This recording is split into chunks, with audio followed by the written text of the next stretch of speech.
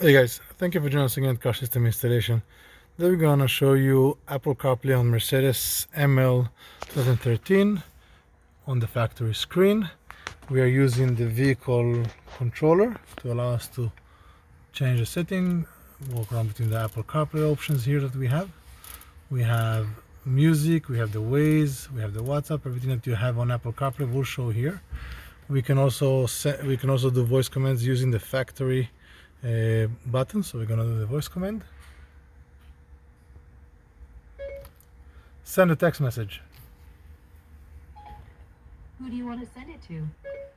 Cancel. Okay, I won't send it.